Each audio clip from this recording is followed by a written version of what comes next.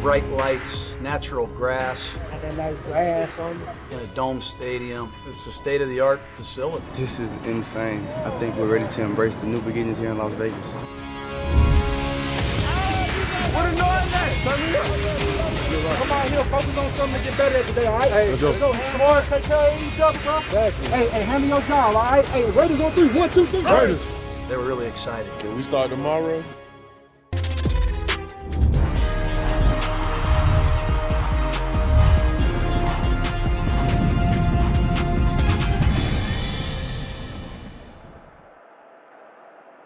Raider Nation, welcome to Allegiant Stadium in Las Vegas, Nevada. I'm JT the Brick, along with former Pro Bowler, the great tackle, Lincoln Kennedy, as we're coming to you live from the Coors Light Landing in Lincoln.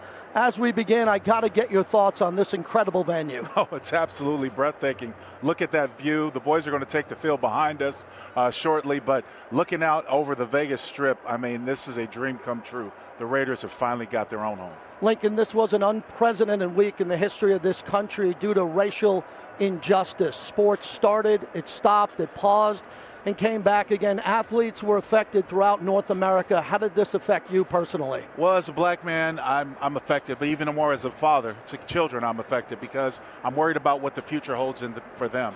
You know, I remember history because I'm a big history buff. You know, back in 1968, John Carlos and Tommy Smith held up their fist at the Olympic Games to protest social injustice in this country. And now we're at a time where it's even been proliferated even more. The fact is that you see injustice going around, but now you have a collection where you didn't have it necessarily at the time from all sports, owners, all walks of life. We see that there are many people that are crying out for a social change, and I'm hoping that it takes hold. You see as you mentioned, NHL, NBA, Major League Baseball, all collectively joining hands in the fight for social equality and the fight to misjustice that are before people in America, including black Americans. So I'm hoping that it promotes change. Lincoln, we've been friends for a long time. Yes. Do you believe that this is the time, this is the moment that we'll see this real change? Well, I think you're going to have change because now you have the powers that make a lot of decisions, ownership. People in Congress are looking for change. People are tired of seeing what they're seeing. And the fact because everyone has access to a camera or a camera phone, nothing goes hidden anymore. So it's absolutely essential, John, that we do get change, and I think it will happen. Nicely said.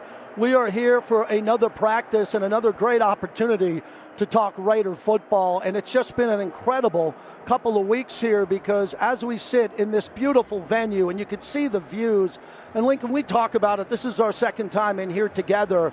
The more you walk this stadium, the more you see the surprises that are in store. I know Mark Davis wants to welcome everybody personally when the time is right to come to this stadium. And as you said, it gets better and better every time. Oh, and it does. There's not a bad seat in the house. You and I were sitting here. I was waiting for the guys to come out, and we've got some seats here that are absolutely breathtaking. So it has been a treat to be here again, once again. Now, Lincoln, we come back to the point again where players, they get off the bus, they go into that locker room. We're seeing them now going through warm-ups, but take me through this experience in this locker room because it's still just a couple of times. We were here last week for the first time. Then they put their uniforms on, they get ready, and then they come out to see this incredible venue. Well, everybody likes new stuff, right? So you got a new locker and stuff like that. You want to set it up your way and make sure it's special. But this is supposed to be a game day setting for these guys. So as we're getting ready for this practice to happen, we want to see them in their game day edition and where everything goes on. So you want to create your routine. And you and I know, JT, guys, athletes especially, are very superstitious. So they've got to get into their routine because that's going to be what's going to follow them throughout game day. We're looking at Daniel Carlson, and a kicker is always going to have an off-season question mark. There's always going to be a season where they missed a few. I know the Raiders are very high on him. Now in this indoor facility, big games on the road, they got to count on him. If these games are going to be tight, they're going to come down in the fourth quarter. He's got to make really big kicks. Kicking is always essential in the game, especially whether you're changing field or putting up three. So the coach has got to have the confidence that when you send your kicker out and he's sending him out at a time that he can put it through And like in the past, you had to worry about field position, whether you're in the middle field or in the dirt or anything else. But this is one of the things where the team really needs to focus in on, because it's different kicking inside a dome versus outside. A lot of the Raider Nation, they love Sebastian Janikowski, right. Your former teammate. What was it like with him? You counted on him on game day, and you always knew that the coach was going to call on a big one, maybe 50-plus or 60-plus yards. I remember in Seabass's early days, there was one time we were playing a game and he had missed a kick. I think it was against the Titans, and I was so mad because we ended the drive. It was long. I was exhausted, and we missed a kick. I went back to him. I said, "You missed another kick. I'm going to kick you." And he was like, "I'll never miss again." And that's the rest is history. Seabass was darn sure a good one. Well, he's one of the great legends and recent legends like yourself with this organization. And, the kicking game is really important because, as we always said, John Gruden makes sure that he has upgraded special teams. Absolutely. Along with these kickers. He needs points, he needs field position, and he needs to get something out of these long Derek Carr drives. He needs efficiency. And if a drive stalls, you got to be able to take the field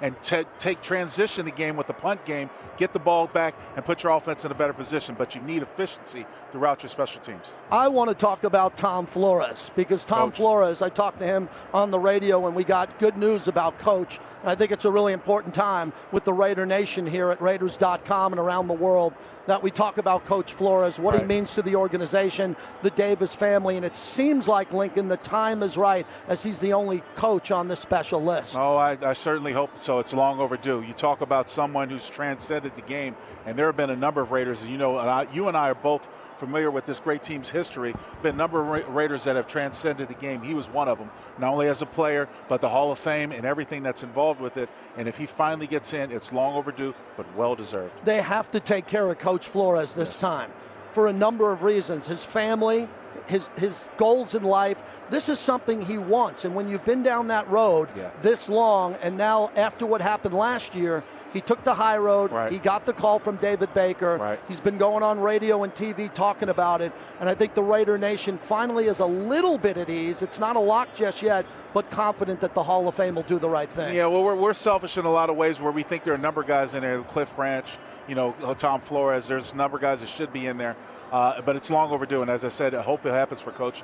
Have the utmost respect for the man. He was part of this broadcast crew. He brought me in, taught me a lot, and I love him to death, and I hope he gets in. He is so important to everyone, and it was interesting when I came into Allegiant Stadium today. There's a mural, a black and white mural, as you come up one of the elevators and escalators, and you can see Coach Flores along with Mr. Davis, Snake, and all the legends of the game. He needs to take his rightful spot in Canton, Ohio in the Pro Football Hall of Fame. And then you mentioned Cliff Branch, and I talked to Lester Hayes and Jim Plunkett. Jim Plunkett is all over this stadium. I saw his jersey somewhere. You can tell that the Raider Nation wants to welcome them here as Hall of Famers in Canton, Ohio. And that's the great thing about having their own home. The Allegiant Stadium is the home of the Raiders, and they are happy to be here, and obviously it is a beautiful stadium. One day we're going to be able to share with the fans. Well, as we're streaming live, you see the players come in again, and they have their phones, and they're taking video, and they're looking at it again in absolute amazement. And Lincoln, I talked to Mike Mayock. I did a Zoom with him this week, and he stresses the fact that there are no preseason games. And he looks at that tape, and he looks at it every day, and he sits down with Coach Gruden, and he looks at players and opportunities to upgrade. This is a busy week and a half, 2 weeks for Mike Mayock. It's always been a busy time for Coach and Mike Mayock. And when you think about it, it's hard to evaluate guys, truly evaluate guys, because you can't generate game speed in practice, no matter what you do. And the thing is without preseason games, there's really no warm-up as you get ready to the regular season. That Carolina game traveling back east is right around the corner. It's going to be right before, and it's unknown. You don't know what you're going to get with the Panthers. You've seen things in the past, but you just don't know. Lincoln, it's important because traditionally special teams is the way to make a football team. Certainly, yep. You were secure as a multiple Pro Bowler, but you look down the locker room and you see young players or even veteran players trying to get a position on the roster due to special teams. How important is that over the next 2 weeks? It was always known around the locker room, just for a general understanding, that there's like 2, possibly 3 positions, open spots that are due to special teams. And whether you're a gunner, a kickoff coverage, or anything like that, there are a lot of ways that you can make this team. You've got to take advantage of every opportunity, because you and I both know, JT, the more you can do, the longer it'll keep you around. Well, we're taking a look at some of the specialists coming out, the running backs coming out here. Jalen Richard, Pearsonell, Hana Renfro in number 13.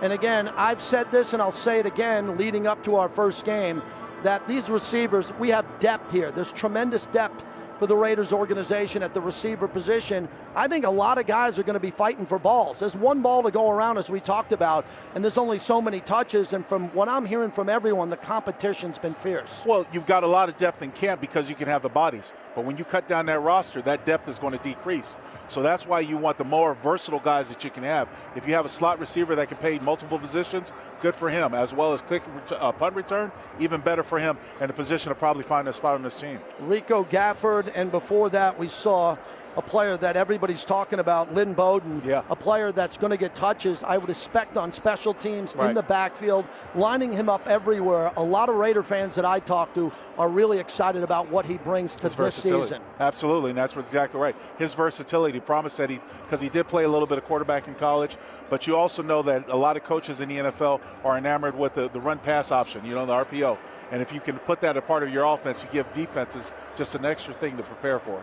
You often talk about Charlie Garner. Certainly. And the impact that he had on your Super Bowl season when you got to the Super Bowl. Yeah. And for Coach Gruden, what worked so well behind the scenes in preparation and on game day with Charlie Garner? Because with Charlie, you had a guy you knew could run between the tackles, could take the beat, the punishment of, say, 15 to 20 carries between the tackles. And on the same point, was good in the screen game, good in the flare routes, good in the outside, a running back getting open in space, because checkdowns are a big part of Gruden's offense. He wants his quarterback to always have a place to go with the football, and that's why Charlie Garner was invaluable, because Rich knew he could depend on him. I'm fascinated by Josh Jacobs and what he can do, because he can give you 30 carries a game in between the tackles. But, Lincoln, I speak for a lot of fans who want to see him get more touches, especially as a receiver. Well, last year, you think about it, as much as the Raiders depended on him in the run game, the last thing you wanted to do is get him exposed to open hits, catching balls out of the backfield.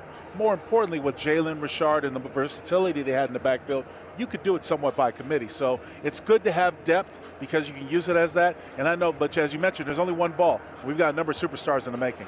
Getting back, we were talking before we came on the air about John Gruden's offense and how fans want to see it open up a little bit more, because last year there were only so many players. There were injuries to the offensive line, and especially depth at wide receiver. What do you expect to see 2 weeks out as this offense gets more elaborate and more of these players are comfortable with Coach Gruden's scheme? Well, the fact that you've got a quarterback and an offensive coordinator in Gruden and Ron and Olsen that are familiar with one another, you know what I mean? And the fact that you have that versatility, the number of players that you've added to this roster, now you've got options.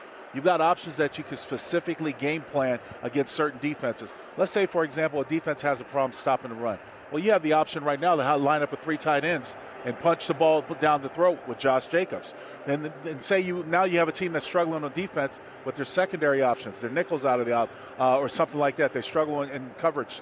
Well, now you can open it up with 5 wides because you have the depth and the personnel to do that. So it's almost like a kid on Christmas Day. You can imagine John Gruden just opening up toys like, ooh, I can play with this, I can play with this. That's exactly what he's looking forward to. The goal is to keep Josh Jacobs healthy. You got to keep him healthy. True. He's got to be available, as you often talk about. And I talked to Mark Van Eegen last week, and you look at great Raider running backs from back in the day. Marcus Allen comes to light. They had to be fresh on game day, and we're living in a time, Lincoln, where there's not a lot of padded practices, and there's no preseason games this year. I would assume they're bringing him along at the right speed, so he's ready to burst in Carolina. Last year there was such a hunger in his eyes because he got a taste of success, what it's like running behind that big offensive line early, running in those pads and being a Raider, and you could see what it was about that motivated him. He just wanted to shine. And there were times they had to pull him back because of the injuries that started to mount up. But you're talking about the versatility and finding a way to create balance for your game to be there every day. That's a veteran move. That's what you learn over time. Well, this is a team now that has young, explosive players, and Jacobs played at Alabama along with this guy, Henry Ruggs III, who has explosive ability. I like to say it's all quiet with Ruggs. I'm not hearing anything. He's healthy. He's ready to go. And this guy, I'm planning on him having a big game right out of the gate. Carolina's game planning for him. Well, there's no doubt about it. And that's exactly what you want. If you're Gruden, you want people game planning, because if you don't game plan for him or have a plan in mind specifically, he should torch you. Look, make no mentions about it. Gruden's going to find a way to get this young man the football and put it in his hand. And Derek Carr is going to want to find find a way to showcase him as well. So with all these talent, as you mentioned, there's only one star, but they're going to have specific packages. Gruden was always big on that. Specific packages for certain guys at certain times. Yeah, I just love what he brings to the table because clearly he can touch the ball behind the line of scrimmage. You can get it to him quickly, right at the line of scrimmage or behind it, and he can take off. And I expect, Lincoln, to see him in motion. Not that I know, but this is a guy that you want to get him off the line of scrimmage. Talk about that. He's a young player. He's going to go up against experienced Pro Bowl defensive backs along the year who have much more experience than him. How does he get off the line? Well, the thing is that first you got to see how people are going to play him. Because if people are going to play press man on man, then that's when you use motion to get them freed up, get them in space, be able to use the speed to turn it on. But at the same point, you're going to find a way to have options in your offense, whether it's a tunnel screen, as you mentioned, maybe on the outside, or maybe it's just going up top on the bomb and seeing who can outrace one another or keeping a safety out there. Either way, it's an advantage offense. Steve Sarkisian, some other coaches who had him in the past with NFL coaching experience and high-level coaching experience in college talk about what he can do, and he's got the ability to really explode, and possibly in a return game if the Raiders need him. He's just very versatile. And there's Hana Renfro, who, according to most insiders around football, when I'm interviewing him on the radio, they bring up his name. We got a taste of him last year in the slot and a couple of big plays. Speed is not an issue.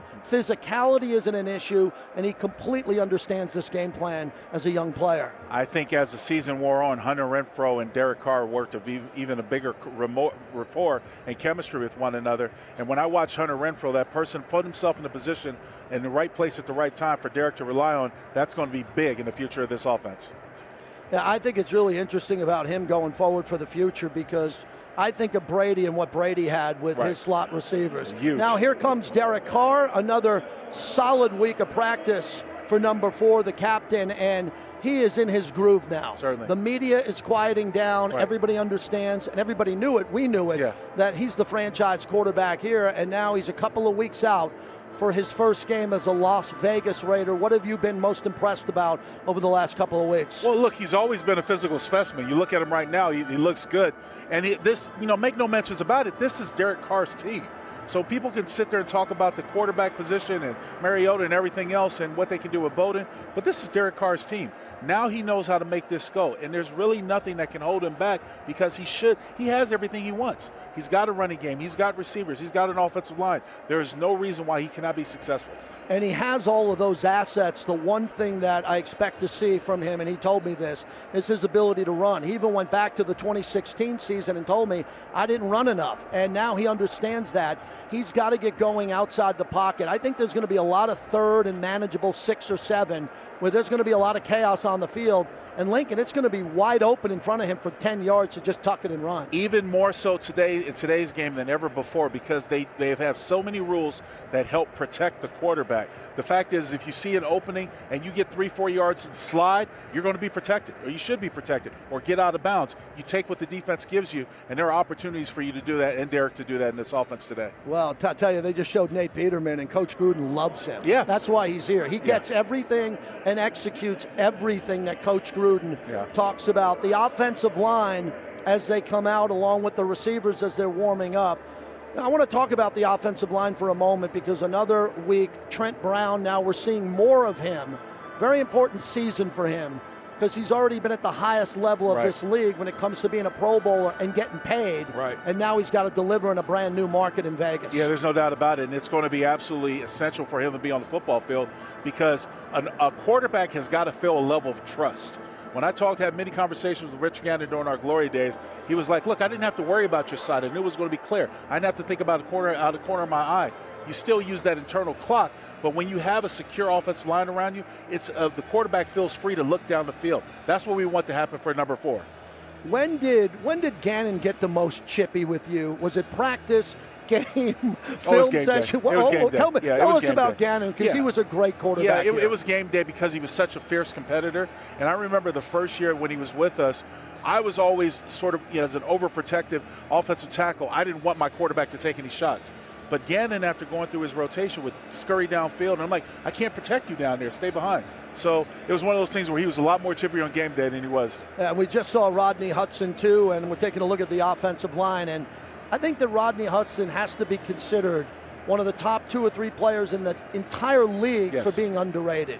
And I love the fact that he doesn't care about that. Right. He wins back-to-back Commitment to Excellence awards voted on by his teammates. And I just think he handles himself perfectly around this organization. I totally agree. He's the ideal prototypical center. That's what you want. He's a true general out there for his offensive linemen. Everyone around him trusts him, and they know that he's competent, and that's what makes this offensive line as talented as they are.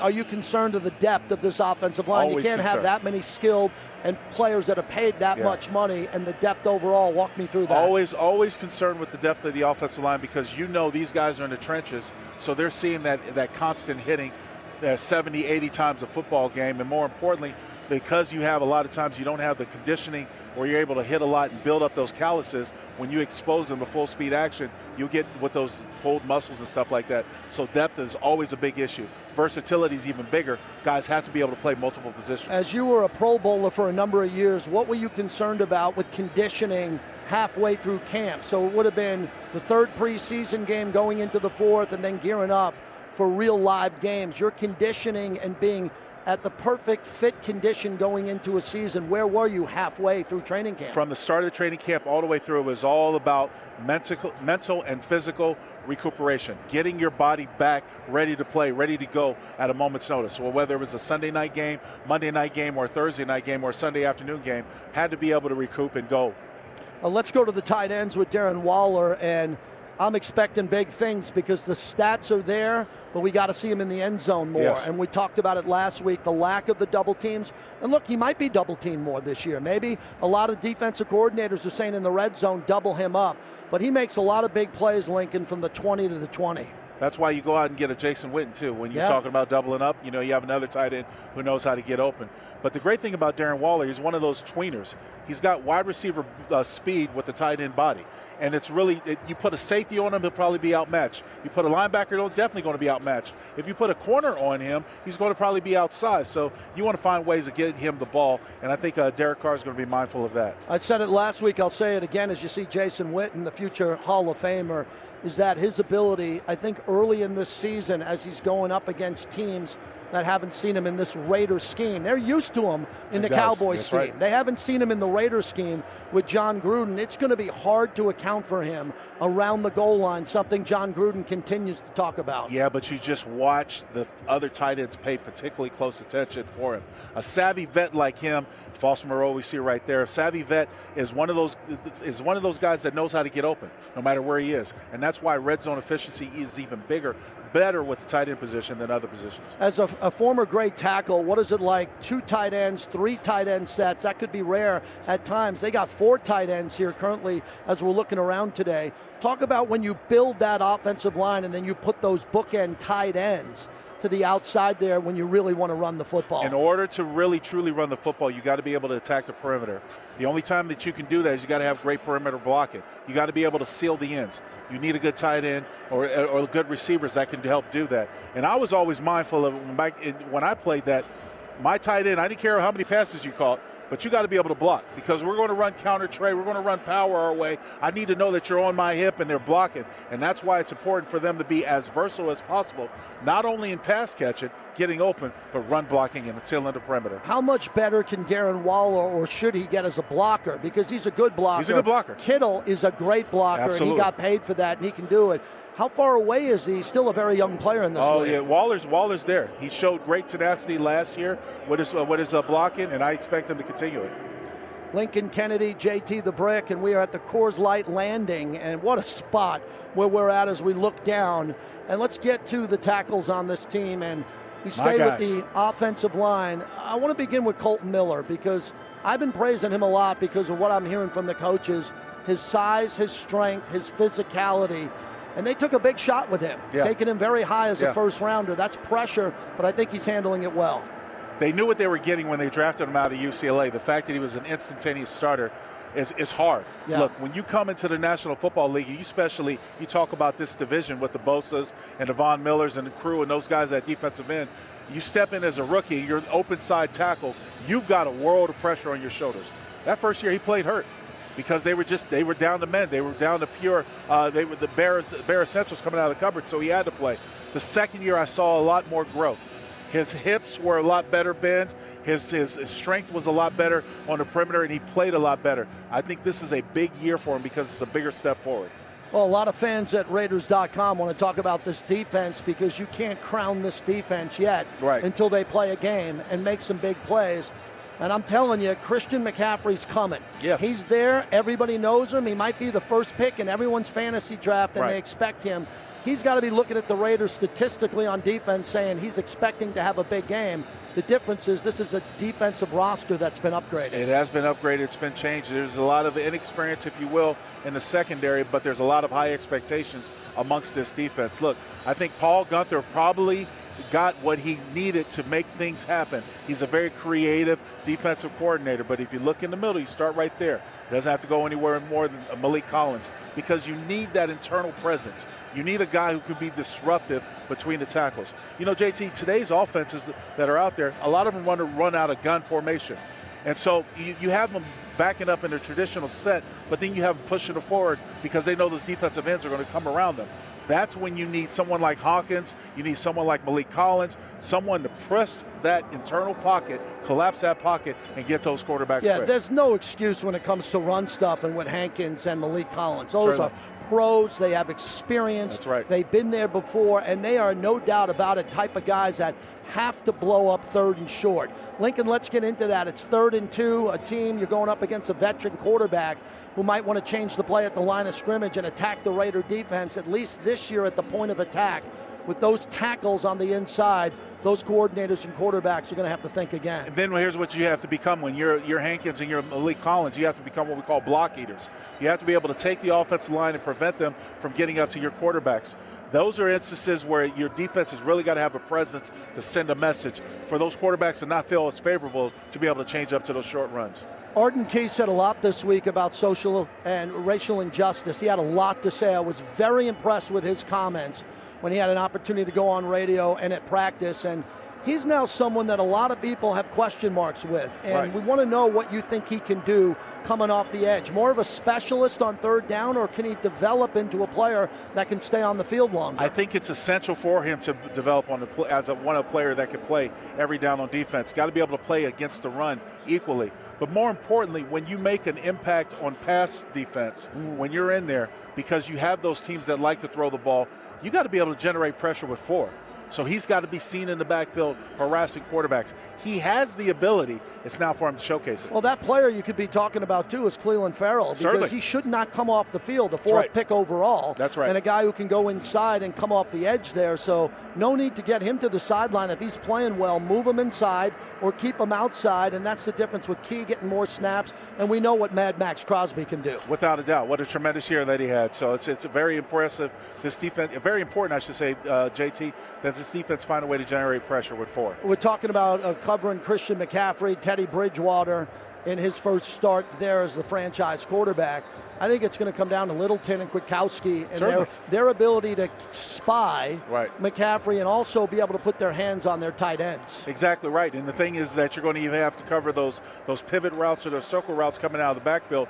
Littleton, in my opinion, is one of the best coverage linebackers in the National Football League. He doesn't get enough credit for that, but I think it's a tremendous pickup, both him and Kwiatkowski, for the Raiders this year. Yeah, there's Littleton, 42. Really the most important piece here. Everybody talks about Ruggs as the first ever Las Vegas Raider to be drafted, but Raider fans are comfortable now that there's a sideline-to-sideline linebacker who's fast, who's physical, and has got a bit of a track record behind him. And smart. Yeah. He's smart, and that's absolutely essential because the middle linebacker is the equivalent to the on the offense or defense that the quarterback is on an offense. So it's absolutely critical that you have a guy who's not only can get everybody lined right, but can execute even at a high speed. Yeah, I'm impressed because Paul Guenther, as I talked to him, and he's excited about unleashing some of these guys on the back end. You know, the back end, the safeties are really going to have their head on a swivel because Littleton's going to be blitzing at times, and he's going to be behind the line of scrimmage. And we saw that with a lot of the B-roll from the Rams. He made tackles as plays were extended and quarterbacks were looking. All of a sudden, he started to pop people out of nowhere, which was really impressive. You said his ability to be sideline linebacker, which is critical, especially when you talk about the speed of the McCaffreys and the speed that this NFL game promotes just all around. Yeah, we saw Jonathan Abram a little while ago, and as we take a look at the defensive backs, really important for them to come in. I think LaMarcus Joyner flat out has pressure on him. Without he had a doubt. a lot of money, big-time player, well-respected. He had the C on his jersey when they put him in the slot, or he can go outside, drop back into deep pass coverage. Talk about what he has to do to take the next step. Well, he has to take a next step because he's a veteran, a savvy veteran, and a very young and inexperienced secondary where a lot of people are going to rely on having to make plays. So it's critical that when slot receivers and tight ends are big in this league, yes, puts a lot of pressure on number 29 to be able to cover him.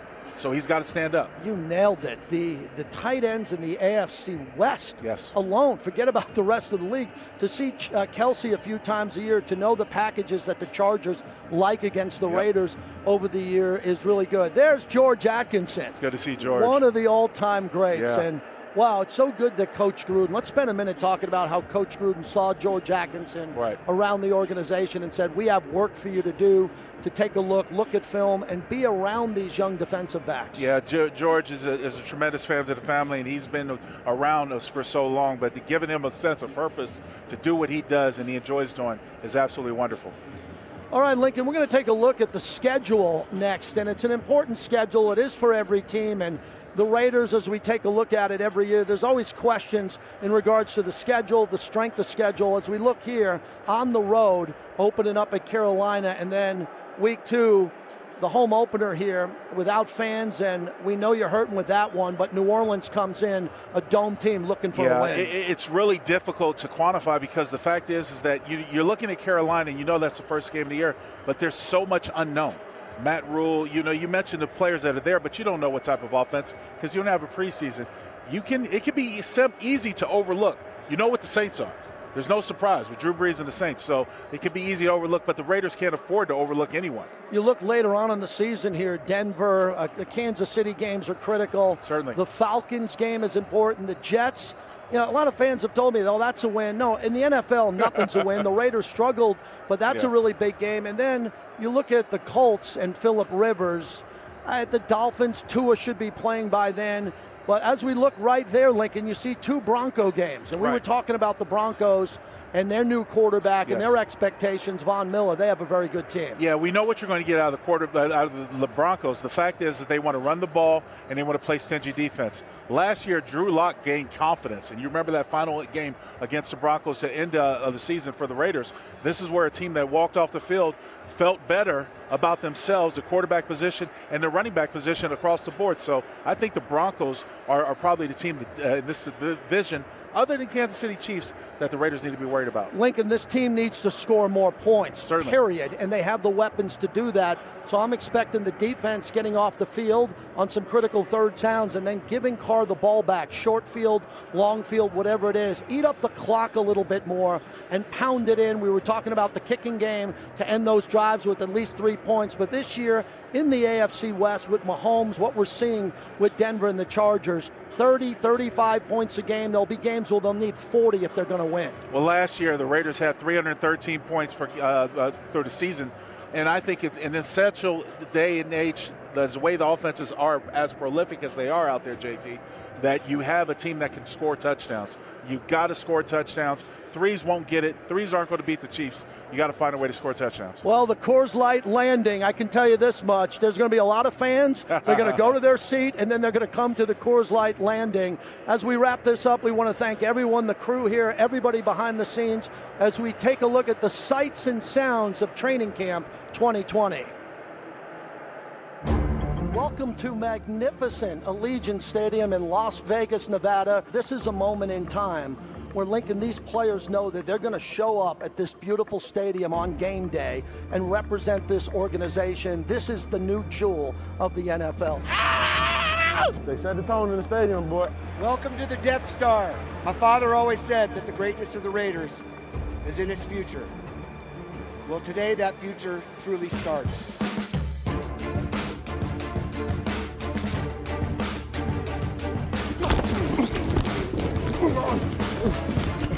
Yeah! Good job, boy.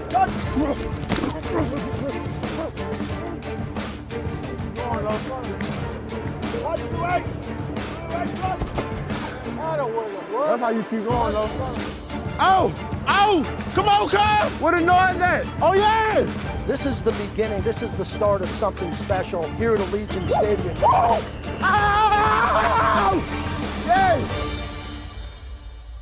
I got the mic on today. I'm mic'd up today. I'm not gonna lie, I was in bed by 9. I knew when Coach Gruden went over the script for today, I was in bed early. The anime thing going on?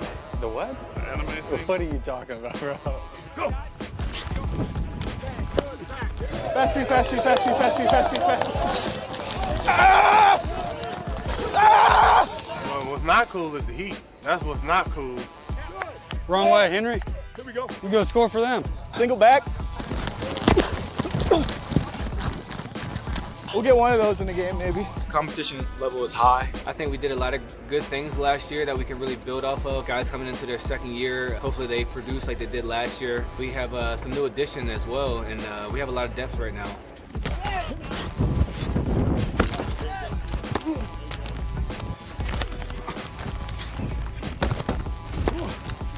Good finish. Way to fight. Set them pads, boy. So you know how you usually ask me like for advice and all that, and like I'm a big brother to you? Yeah, you can tone it back a little bit today. There you go, Nelly. Oh yeah. Let's go, Pop. Be great, 2-8. Hey, finish strong, O. Let's go, fellas. Let's go, Lynn. Step up, boy. Bro. Let's go.